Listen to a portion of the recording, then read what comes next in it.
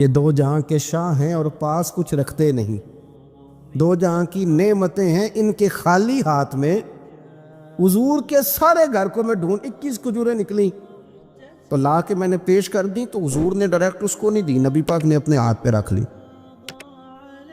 اور کہتے ہیں پھر حضور نے نا اپنا منہ مبارک قریب کیا کھجوروں۔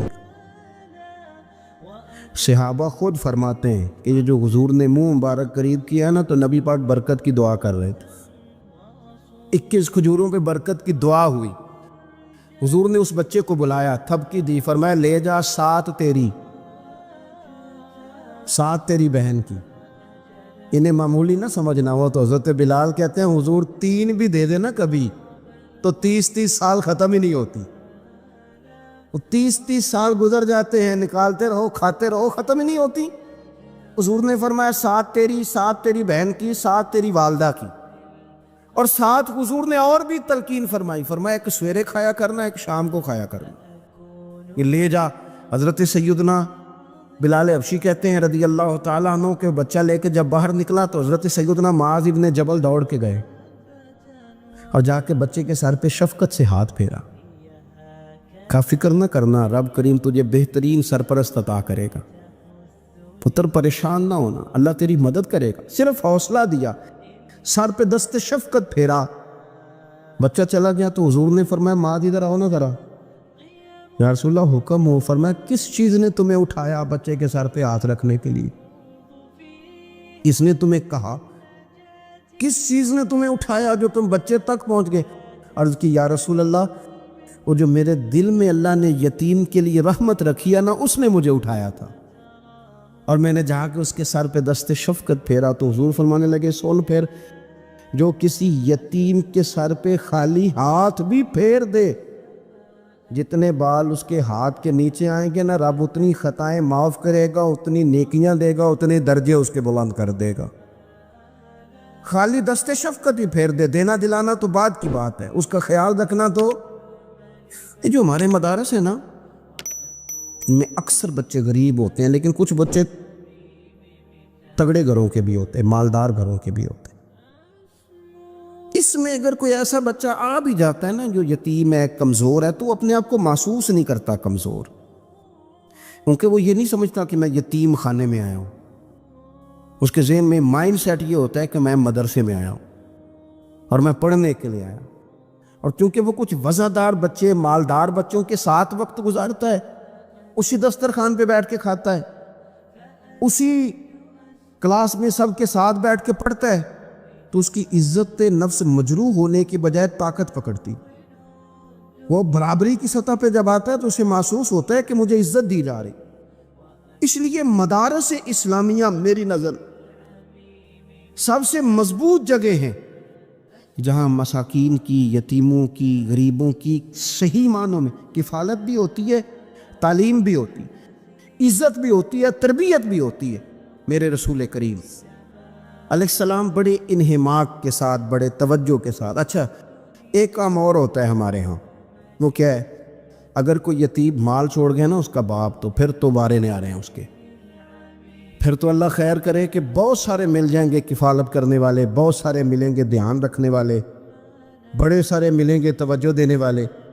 قرآن مجید نے فرما دیا ہے کہ جو یتیم کا مال کھاتا ہے وہ سمجھ لے کہ میں مال نہیں کھا رہا، میں آگ کھا رہا ہوں، آگ کھا رہا ہوں، آگ۔ سورہ نساء دیکھیے۔ ہمارے ہاں اگر تو وہ مال چھوڑ گیا ہے تو پھر تو بہت سارے رشتہ دار مستقل اس کے محلے میں مکان لینے کو تیار ہو جاتے ہیں، الا ماشاءاللہ۔ پھر تو بڑے سارے ایسے بھی رشتہ دار بن جاتے ہیں جن کو والد کی موجودگی میں کبھی زیارت کا موقع بھی نہیں ملا تھا۔ یہ مال جو یتیم کا ہے اس کی تو زیادہ حفاظت کرنی تھی۔ ہم کئی دفعہ مسئلہ بتاتے ہیں، لوگ فتویٰ بازی شروع کر دیتے۔ مجھے بلایا گیا کہ ایک صاحب کا انتقال ہو گیا تو ان کا ختم شریف ہے، تو بچے ان کے نابالغ ہیں، تو میں نے کہا کہ آپ اس طرح کریں، ان کے مال میں سے زیادہ پیسے نہ صرف کریں۔ نہیں بڑے پیسے کمائے ہیں جی، اس نے ساری زندگی باہر نکالی، یا تو لاکھوں کروڑوں کمائے ہیں، تو چھوٹا گوشت پکائیں گے، بکرے کا گوشت پکائیں گے اور ہم ان کا ختم شریف دلائیں گے۔ تو میں نے کہا صاحب آپ رشتہ دار ہیں، ان کے بچوں کے مال کی حفاظت کریں۔ ختم شریف تو اس میں گوشت زیادہ ہونا ضروری نہیں، اس میں تو درد سے دعا کرنا ضروری ہے، اس میں تو تلاوت قرآن پاک کے سال ثواب میں ضروری ہے، ذکر اذکار ضروری ہے۔ اب شعیب علیہ السلام کی قوم ناب تول میں کمی کرتی تھی، تو اللہ تبارک و تعالیٰ نے ان پر بتا عذاب کس طرح کا بھیجا، شدید گرمی ہوئی۔ اللہ ہمیں محفوظ فرمائے، سارے آمین کہہ دیا۔ دیکھیں کتنا اچھا موسم کر دیا رب کریم، اللہ ہمیں محفوظ فرمائے، اللہ رحمت فرمائے۔ شدید گرمی کی لہر آئی، باہر اتنی گرمی ہوئی کہ لوگ اپنے گھروں میں گھس گئے، جس طرح سورج کی شعاعیں گھروں کے اندر داخل ہو جاتی ہے، اس طرح گرمی کی لہر اندر داخل ہوئی۔ اور جس طرح کسی کو آگ لگ جائے تو وہ آدمی اچھلتا کودتا ہے نا، اس طرح یہ لوگ اچھلنے لگے اور اچھل کود کے مر گئے۔ جرم کیا تھا؟ ناب تول میں کمی کرتے۔ حضرت داؤد کی قوم بھی تباہ ہوئی، جرم کیا تھا؟ ہفتے والے دن مچھلیاں نہیں پکڑنی تو یہ پکڑتے تھے۔ حکم ہے نا مسلمان کو نماز کے ٹائم کوئی اور کام نہیں کرنا، نماز پڑھنی ہے۔ میرا خیال ہے مسلمان تو فٹافٹ آ جاتے ہیں، سارے پہنچ جاتے ہیں نا مسجدوں میں۔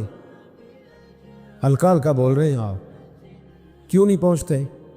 اگر حضرت سیدنا، اور پتہ انہیں سزا کیا ملی؟ اللہ نے فرمایا اس ٹائم عبادت کرنی ہے، کام نہیں کرنا، وقت نہیں ہے کام کا۔ انہوں نے مچھلیاں پکڑی، 12,000 لوگ تھے، پتہ ہے مالک نے سزا کیا دی؟ بندر بنا دیا اللہ کریم۔ قرآن مجید کا پہلا سپارہ پڑھے، فَجَعَلْنَاهَا نَكَالًا لِمَا بَيْنَ يَدَيْهَا وَمَا خَلْفَهَا۔ اللہ فرماتے ہیں پچھلوں کے لیے بھی عبرت بنا دیا، بعد والوں کے لیے بھی عبرت، نشان عبرت بنا دی۔ بندر بن گئے، اور جو ان کے دوست جو بچ گئے تھے ان کے پیر چومتے تھے، روتے تھے۔ 3 دن بندر بن کے زندہ رہے، پھر اللہ نے سب کو اجتماعی موت دے دی۔ اگر مسلمان سے اللہ کہے کہ نماز کے ٹائم کاروبار نہیں، جمعے کے ٹائم کاروبار، تو مسلمان کہتا ہے نہیں مجھے مہلت ملی ہوئی ہے۔ یہ تو اس وقت پتہ چلتا ہے نا جب بچے ڈیوٹی لگاتے، ہاں ہاں ہاں عذاب آتا ہے، اس وقت پتہ چلتا ہے۔ میں نے دیکھا یہ منظر، اس وقت پتہ چلتا ہے جب بچے کسی ملازم 6,000 کے کی ڈیوٹی لگاتے، کہتے ہیں ابے کا دھیان رکھنا، ہم دکان پہ بیٹھنے لگے۔ پھر اسے سمجھ آتی ہے اگر میں نماز کے ٹائم مسجد میں ہوتا تو آج میری اولاد میری خدمت میں ہوتی۔ میں نماز کے ٹائم مسجد نہیں گیا تو بچوں نے 6,000 کا ملازم بٹھایا ہے، ابا جی کا خیال رکھ، ایک نرس بلائی ہے تو خیال رکھ۔ کدھر ہوتے ہیں مسلمان نماز کے ٹائم؟ ایک عیسائی نے اعتراض کیا ہے، سنے، وہ کہتا ہے مجھے لگتا ہے مسلمانوں کے 3 خدا ہیں۔ مسلمان اڑ گیا، کہنے لگا نہیں ہمارا تو ایک ہے، کہا نہیں 3 ہے۔ معاذ اللہ استغفر اللہ، ہمارا ایک ہے، کہنے لگا نہیں میں ثابت کرتا ہوں، ایک تمہارا خدا 5 نمازوں کا ہے، ایک رمضان کا ہے، ایک عید کا ہے۔ لگتا ہے معاذ اللہ عید والا زیادہ تگڑا ہے، تم زیادہ آتے ہو، رمضان والا لگتا ہے اس سے کچھ کمزور ہے، تم تھوڑے آتے ہو، اور 5 نمازوں والا شاید سب سے کمزور ہے۔ بات عقل کی ہے کہ نہیں؟ اس نے اعتراض ٹھیک کیا، تو مسلمان کو چاہیے نا خیال کرے۔ ایک یہودی نے لکھا تھا، اس نے کہا تھا جس دن مسلمانوں کی تعداد فجر کی نماز میں اتنی ہو گئی جس دن جتنی جمعے میں ہوتی ہے، اس دن نہ کوئی یہودی سازش کرے گا، نہ کوئی عیسائی تلوار نکالے گا۔ شرط یہ ہے کہ یہ اسی طرح فجر پڑھنے آئے جس طرح جمعہ پڑھنے آتے ہیں، تو پھر کوئی شخص بھی ان کو کسی جگہ شکست دے سکتا تو اپنے ہمارے گناہ ہمیں پریشان کرتے۔ یہ جتنی آزمائشیں ہیں ان کے پس منظر میں گناہ ہیں۔ ہماری زندگی کے اندر جتنی تکلیفیں، ہماری پریشانیوں کا سبب ہم خود ہیں۔ بہت ساری جگہوں پہ ہم غلطی کرتے ہیں، اس کی ہمیں سزا ملتی۔ غلطی کی سزا، ایک نوجوان نے مجھے بڑی گہری بات سنائی، میرا قریبی تعلق تھا، کہنے لگا گھر میں بڑا مسئلہ ہے، بڑی پریشانی ہے، ماں اور بیوی کا ماحول اتنا سخت ہو گیا ہے کہ نمٹ نہیں سکتا۔ آپ یقین کریں میں نے ڈیٹیل سے ساری چیز کو اسٹڈی کیا، میرے پاس اتنا وقت نہیں ہوتا، پھر بھی میں نے اس فیملی کو پورا پڑھا، تو غلطی نوجوان کی نکلی، نہ اس پہ اماں اعتبار کرتی ہے نہ بیوی اعتبار کرتی۔ اس نے جھوٹ بول بول کے اس طرح کی ماحول پیدا کر دیا ہے کہ کوئی اس پر اعتماد کرنے کو تیار ہے۔ اگر آپ ناراض نہ ہو تو ایک بات کروں، پتہ ہے گھر میں ماحول کب خراب ہوتا ہے؟ باہر والے ہماری تقریر سنتے ہیں، گھر والے ہمارا عمل دیکھتے ہیں۔ جب وہ دیکھتے ہیں نا کہ یہ کس طرح کا شخص ہے، اس کے رویے، اس کا کردار، اس کا لب و لہجہ کتنا برا ہے، اور یہ کردار کا کتنا کمزور ہے۔ اعلیٰ حضرت فرمایا کرتے تھے نیک وہ ہوتا ہے جس کی تنہائی صاف ستھری ہوتی، اس لیے ماحول بگڑ جاتا ہے۔ یہ جو ہم کہتے ہیں نا میرے سجن بڑے بنتے ہیں پھر ٹوٹ جاتے ہیں، کچھ لوگ ایسے ہوتے ہیں جو ان کے پاس جاتا ہے انہی کا ہو جاتا ہے، وہ کہیں اور کے قابل کیوں بھلا؟ اس لیے کہ ان کے کردار میں ٹھنڈک دیکھتا ہے، ان کے لب و لہجے میں مٹھاس دیکھتا ہے، اس شخص میں اتنی خوبصورتی دیکھتا ہے کہ اسی کا بن جاتا ہے۔ حضرت ابراہیم بن ادم کے پاس ایک نوجوان آیا، کہنے لگا میں گناہ کرنا چاہتا ہوں۔ فرمانے لگے بالکل کر، اللہ کا دیا ہوا رزق کھانا چھوڑ دے اور گناہ کر۔ کہنے لگا یہ نہیں ہو سکتا۔ فرمانے لگے چل پھر اس طرح کر، رب کی زمین پہ نہ رہ، کسی اور کی زمین پہ چلا جا۔ کہنے لگا یہ بھی نہیں ہو سکتا۔ فرمانے لگے چل اللہ کی چھت سے نکل جا۔ کہنے لگا یہ بھی نہیں ہو سکتا، تو آپ رو پڑے۔ فرمانے لگے پھر جناب اسرائیل جب آئیں تو ان سے کہنا مجھے 2-3 سال کی مہلت دے دے، پچھلی میری گناہوں میں گزر گئی، میں ذرا 3 سال عبادت کر لوں۔ تو وہ شخص بھی رونے لگا، کہنے لگا حضور وہ مہلت نہیں دیتے، وہ جب لینے آتے ہیں تو پھر لے کے اللہ تعالیٰ نے جب انسان بنانا چاہا نا تو جناب جبریل کو کہا مٹی لے کے آ زمین سے۔ حضرت جبریل نے مٹی پہ ہاتھ ڈالا تو باقی کی مٹی رونے لگ گئی، اسے جدا نہ کر۔ تو جناب جبریل چھوڑ کے چلے گئے۔ حضرت میکائیل کو بھیجا مٹی لا، مٹی پہ ہاتھ ڈالا تو باقی کی مٹی رونے لگ گئی، چھوڑ کے چلے گئے۔ جناب اسرائیل کو بھیجا، مٹی پہ ہاتھ ڈالا تو باقی کی رونے لگ گئی، چھوڑ کے نہ جاؤ۔ تو حضرت اسرائیل فرمانے لگے تیرا رونا دیکھو کہ رب کا حکم دیکھو۔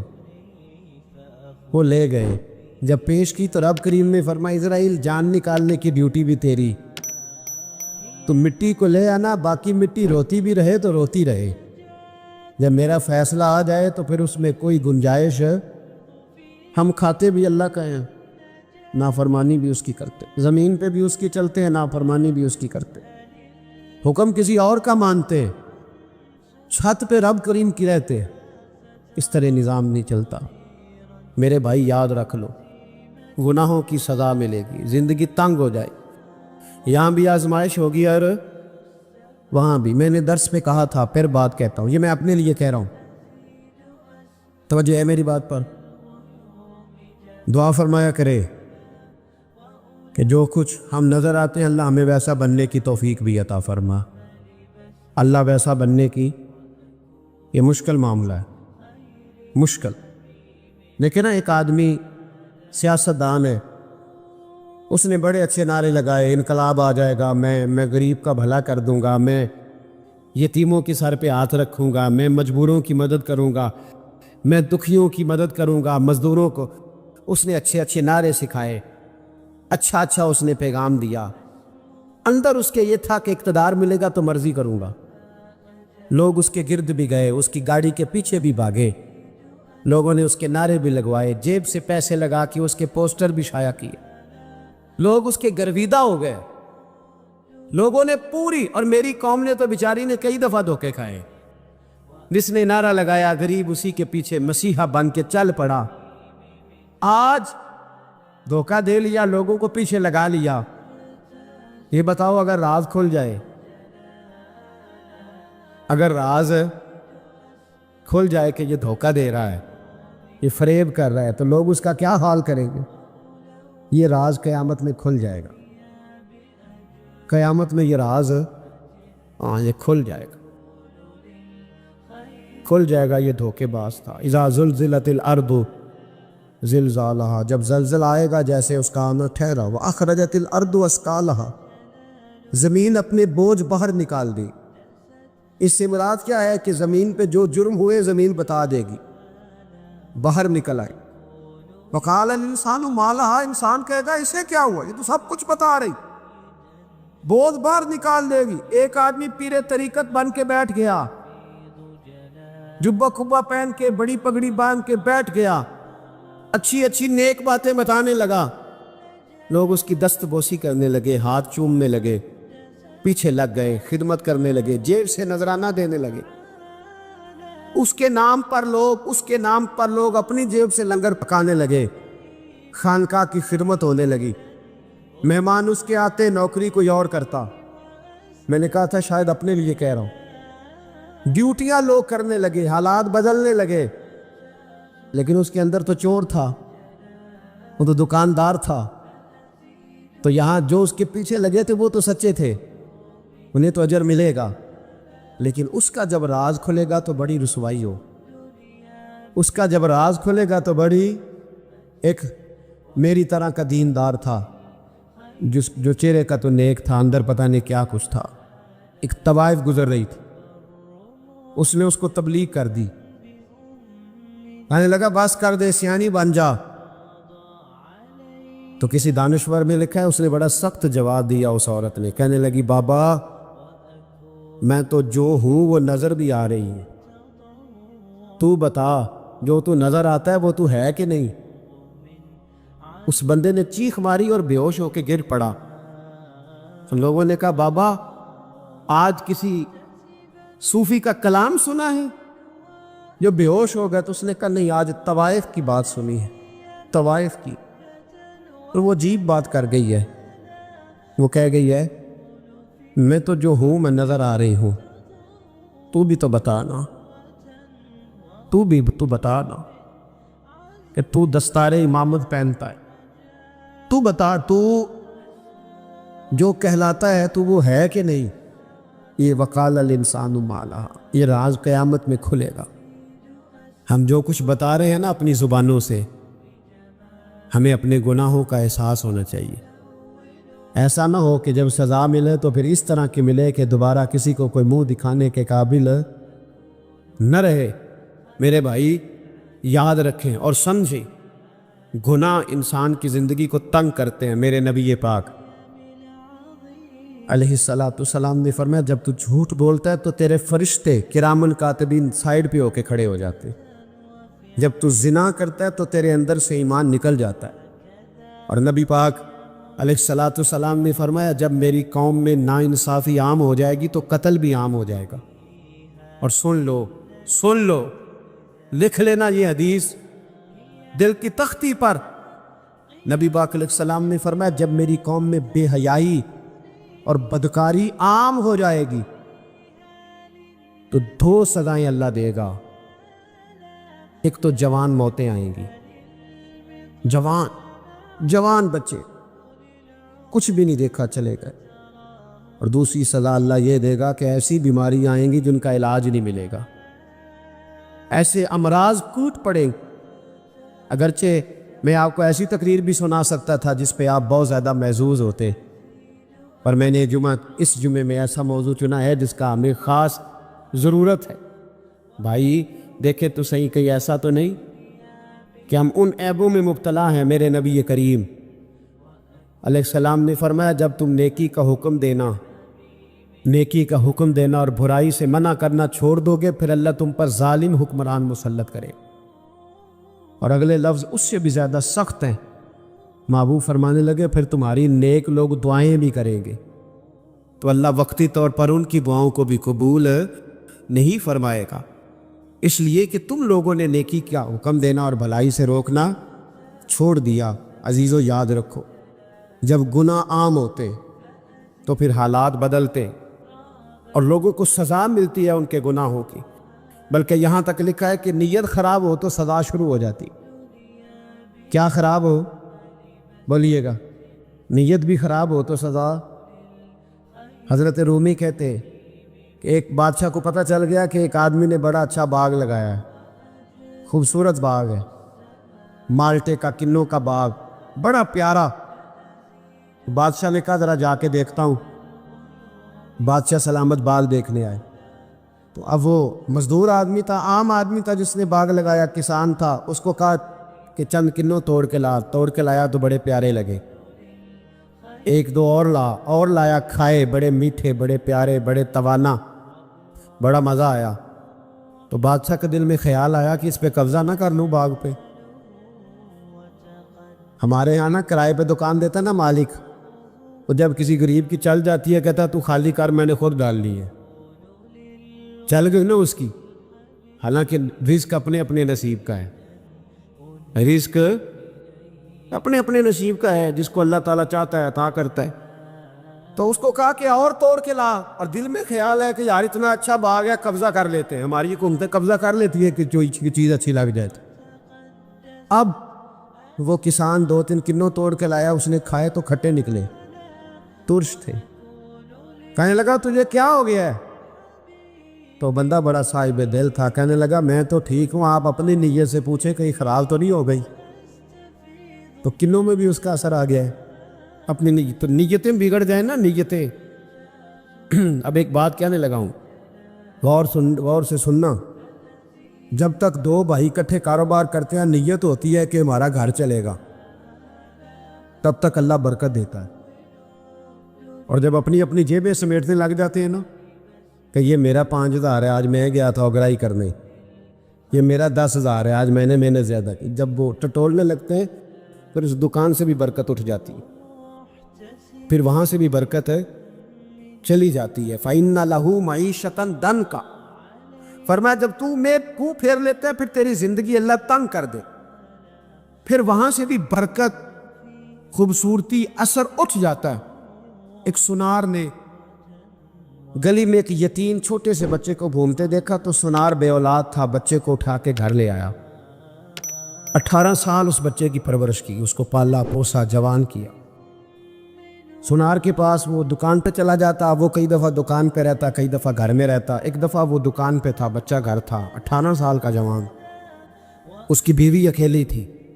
وہ جس نے ماں بن کے پالا تھا اس نے اسی پہ حملہ کر دیا، اس کا بازو بری نیت سے تھاما، بیوی چیخی۔ تھوڑی دیر گزری تو وہ نوجوان پیروں میں بیٹھ گیا، کہنے لگا اماں پتہ نہیں مجھے کیا ہوا۔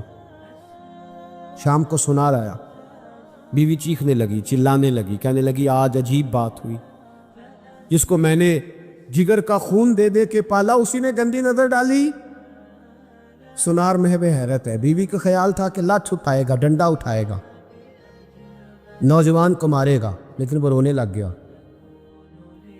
اس نے کہا آج اس نے میرا بابو تھاما ہے، جانے کیا کیا ہے۔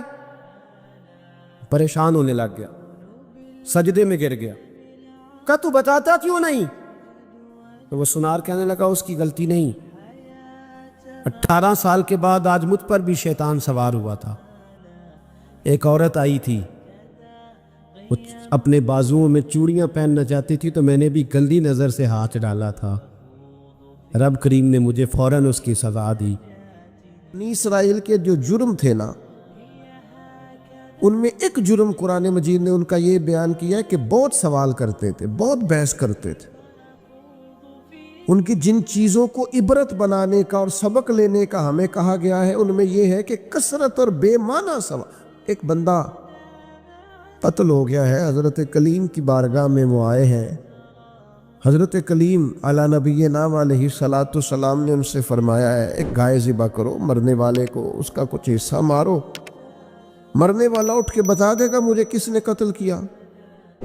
اب انہوں نے پوچھا جی گائے کا رنگ کیسا ہونا چاہیے، عمر کتنی ہونی چاہیے، بوڑھی ہو جوان ہو، اتنے سوال، بے معنی سوال، بے مقصد سوال۔